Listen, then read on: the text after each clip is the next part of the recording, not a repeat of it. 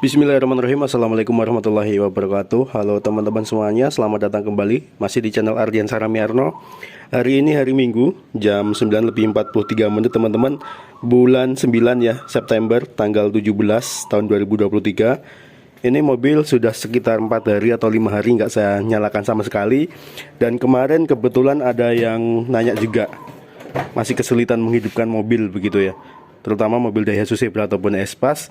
Bagi teman-teman yang mengalami kesulitan untuk menghidupkan mobil, ini sudah saya bikinkan videonya sebenarnya. Udah banyak banget, tapi kali ini saya akan coba lagi ya. Tapi sebelum kita menghidupkan mesin mobil ini, kita cek dulu beberapa komponen teman-teman. Komponen yang harus kita cek sebelum kita menghidupkan mobil, yang ringan-ringan aja. Ini minyak rem ya, jangan lupa untuk selalu dicek. Apalagi kalau misal kita mau menggunakan mobil ini keluar jalan begitu, jangan sampai kondisinya di bawah min. Tapi kalau misal dia kondisi minyak remnya itu di bawah garis min, itu biasanya di sini indikator di dashboard ataupun cluster sini itu dia akan nyala ya. Indikator handrem yang menyala kalau misal minyaknya kurang. Bagi teman-teman yang bisa ataupun mengalami, jadi bagi teman-teman yang mengalami handremnya tetap menyala indikatornya pada saat sudah diturunkan, coba cek bagian minyak remnya apakah kurang, ataupun kalau misal berkurang, itu biasanya memang berkurang sih. Cek kondisi sistem pengeremannya, letak di mana tempat kebocorannya begitu teman-teman, dan segera diperbaiki ya, karena rem itu bahaya sekali. Selanjutnya kita cek untuk olinya teman-teman. Kita cek lewat sini. Nih, stik oli. Sembari dicek ya kondisinya, kekentalannya, dan jangan sampai di bawah L. Ini kan ada L sama F. L itu batas low, F itu batas full. Jangan sampai lebih dari kedua batas itu ya teman-teman ya. Kondisi oli masih bagus. Selanjutnya kita cek radiator. Selanjutnya radiator teman-teman. Jadi ini setelah 10 tahun saya menggunakan air radiator dari air keran. Kemarin baru sebulan barangkali saya beralih ke air radiator coolant. Bagi teman-teman yang baru bergabung dan pengen tahu bagaimana cara saya mengganti saat beralih dari dari air biasa ke radiator coolant, Anda bisa tonton videonya. Untuk linknya saya sertakan di kolom deskripsi ya teman-teman ya. Cara saya beralih dari air keran ke radiator coolant. Ini semisal kita buka, ini biasanya akan tumpah sih, tapi kita coba buka ya. Apakah tumpah? Oh enggak teman-teman. Nah ini kondisinya hijau warnanya, karena saya sudah menggunakan radiator coolant. Ini mereknya Prestone. Ini saya bawa cadangannya yang ukuran 1 liter ya. Nih. Au. Dia balik sendiri joknya. Nih yang saya gunakan. Oke, aman. Ini teman-teman yang saya gunakan. Barangkali nanti setahun kita kuras saja. Ini baru 1 bulan sih saya menggunakan radiator coolant. Dan ini tidak boleh dicampur dengan air ya. Oke. Dan gak ada kebocoran, alhamdulillah selama ini. Setelah saya beralih ke radiator coolant, aman-aman saja. Di radiatornya pun juga aman, gak ada kebocoran sama sekali. Kalau misal ada kebocoran pasti terdeteksi, karena ini warna hijaunya itu susah sekali hilangnya teman-teman. Dan kita bakalan tahu di mana letak kebocorannya. Dan selama ini, selama sebulan saya sudah pakai ke mana-mana ya. Alhamdulillah aman.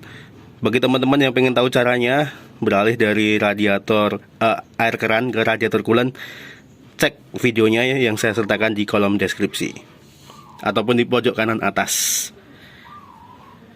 Oke, itu sedikit pamer aja, karena kalau misal kita menggunakan radiator coolant itu udah aman teman-teman, nggak korosi lagi ya. Saya dulu 10 tahun itu hampir tiap 3 bulan sekali itu pasti ngorok, ataupun bukan ngorok sih, nguras radiator, karena banyak banget endapannya. Oke, kita udah tutup. Lalu kita tutup lagi joknya. Jadi itu tadi teman-teman ya, salah satu kelebihan kalau misal kita menggunakan coolant itu, terutama yang warna hijau, karena kita tahu nanti bekas tumpahannya di mana. Kalau misal bocor, berbeda dengan air keran, kita nggak tahu letak kebocorannya kemana, karena biasanya nggak berbekas pokoknya kalau menggunakan air keran. Nah, tadi sudah kita cek komponen yang ringan-ringan, saatnya kita nyalakan mobilnya ya teman-teman ya. Nah, pada saat mesin dingin ataupun mesin panas sebenarnya sama aja ya. Kalau mau menghidupkan mobil, jangan lupa selalu cek kondisi persneling di posisi netral sebelum kita menghidupkan mobil. Dan untuk kondisi mesin dingin, kita ataupun saya biasanya putar dulu kontak ini ke posisi ACC, ke posisi on ya, sampai dia nyala indikatornya. Ini kenapa handremnya nggak hidup? Karena ini nggak saya aktifkan. Setelah itu kita injak pedal gas 1-3 kali. 1, 2, 3. Dan ini kita tahan sedikit teman-teman, lalu kita nyalakan mesinnya. Bismillahirrahmanirrahim. Nah, ini dia langsung nyala. Jadi caranya harus dikocok terlebih dahulu pedal gasnya ya.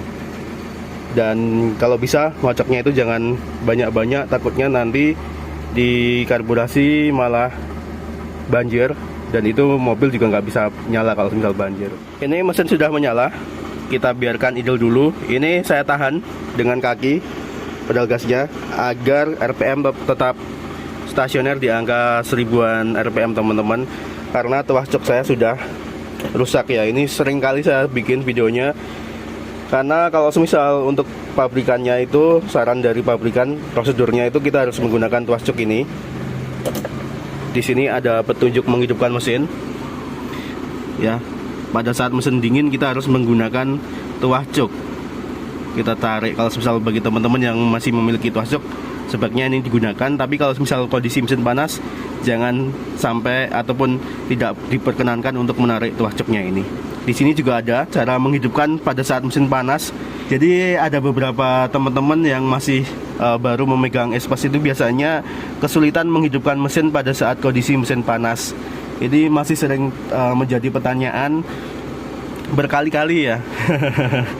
Saya dulu sempat mengalami hal tersebut juga teman-teman. Jadi caranya untuk menghidupkan mesin pada saat kondisi panas, kita menginjak pedal gas secara penuh sekali aja, dibarengi dengan memutar kunci starter ataupun kontak ini. Jadi pedal gas kita injak penuh, lalu kita hidupkan mesin, kita putar kontaknya begitu. Sekali saja menginjak pedal gasnya, nggak boleh berulang-ulang. Nah, di sini juga ada catatannya, jangan menarik tombol cek pada saat kondisi mesin panas. Ini mumpung tipnya udah nyala, kita coba nyalain teman-teman biar nggak sepi. Ini USB ya.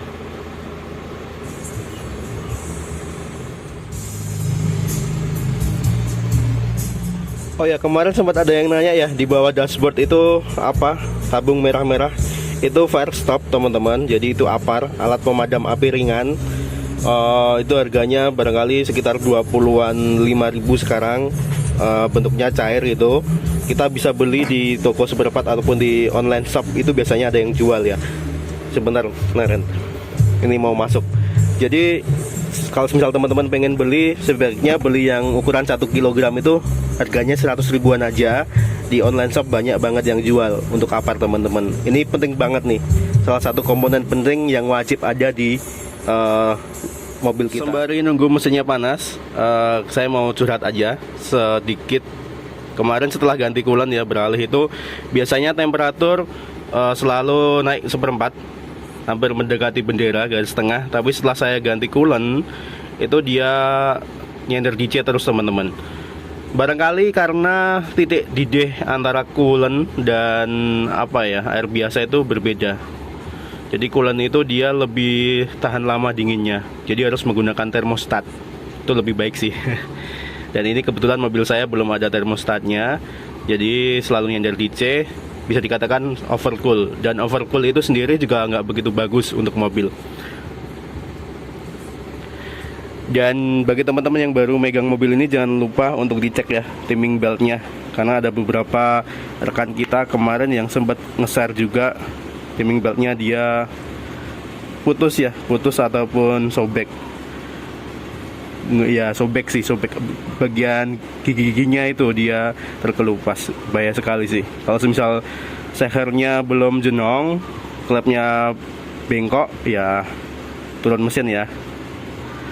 Budget antara 2 juta sampai 4 jutaan barangkali, karena tergantung wilayah juga sih, jasanya terutama. Ini teman-teman jam 10 lebih 5 menit. Ternyata nggak gimana ya, nggak susah ataupun gampang ya menghidupkan mesin Espas ataupun Zebra. Dengan catatan kondisi setelan di platina, delco itu sudah pas. Delco, setelan platina, dan juga vakum delco itu juga harus diaktifkan kembali teman-teman. Itu juga bisa mempengaruhi mudah ataupun tidaknya saat kita menghidupkan mobil. Apalagi kalau misal kita masih menggunakan platina ya, setelan ataupun kerenggangan platina itu juga pengaruh juga sih. Ini sudah cukup, kita matikan aja mobilnya. Sudah stasioner di angka 9.000-an rpm. Oke. Dan ini tip masih hidup ini. Coba besarkan ya volumenya.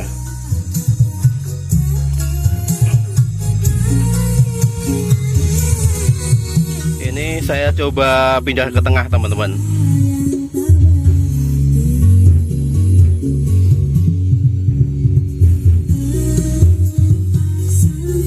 Bagian depan itu bass, bagian depan itu treble dan vokal, bagian belakang itu bass ya, yang ciduk-ciduk aja. Saya kasih vokal juga sih, dikit, biar nggak begitu ini sama kuping, telinga ya, biar lebih enak didengar.